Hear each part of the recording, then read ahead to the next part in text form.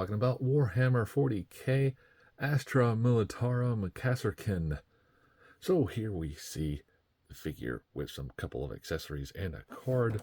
On the side we see the Astra Militarum Kasrkin, and on the back we have some Militarum troops, and we see a couple of other figures in the background. On the side we have their emblem of their chapter. So let's get it on the scale and see how much it weighs. So this figure is coming in at 12.6 ounces. So let's get it off the scale and out of the box. Hey, open, damn it! Open! Okay, now that we have him out of the box, we see that he comes with these accessories here. And he comes with a card. Here's the front. And the back. So yeah, this is a nice looking figure. Definitely coming in at 7 inches here, 7 3/4 at the top of this antennae. Very, very cool. Now we haven't seen this mold yet, so it's very nice to get a figure looking like this. And we see he has 005 over here, emblem over here, Warhammer symbol there. Very, very nice looking uniform for a regular soldier.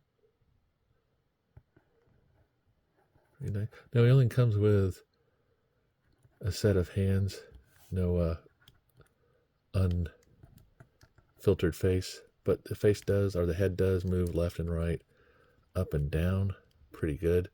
Has this ball joint right there. You can see it coming in. So it gives it nice movement. Now the backpack is actually made onto the vest. There's no taking it on or off unless you take the vest off. Now his arms do have the little gap guard in there. You can only really do this much of a T-pose right there because it's really stretching it. If you want, you could pull this up just a little bit more to get a little bit more motion out of it. But you're definitely bending that piece of plastic right there. Now it does move around 360. He does have a bicep swivel, but you'll notice that this armor is attached to the bottom part, so you can't really do much with that swivel. Now he does have a double bend in the elbow, rest on a ball jointed peg hinge. You see there, he's got this little cover up here for wrist guard. So you can only get so much movement out of that. Now as far as ab crunch goes, you can pull it up and it will come apart pretty loose, but it does do at least this much back. If you move this up, you can do some forward. He can spin on that ab crunch. Also has a waist swivel. Does this much of a split. Forward and back. Double bend in the knee. No boot rotation, but does have a ball jointed peg hinge here. You can hear the clickies, and actually has a toe bend here.